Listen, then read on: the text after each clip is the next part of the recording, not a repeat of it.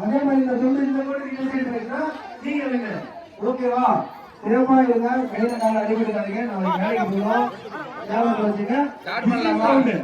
Whistle sound இதுப்பா பெரியப்பா போன cycle இருக்கும். விசில் சவுண்ட் கேட்ட உடனே தான் கையை எடுக்க ஆரம்பிக்கிறோம்.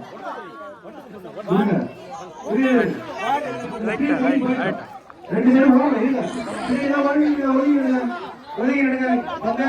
பின்னாடி பின்னாடி பார்த்தேன். வெயிட் பண்ணு, வண்டி வருது. நம்ம உறுப்பினர் பின்னாடி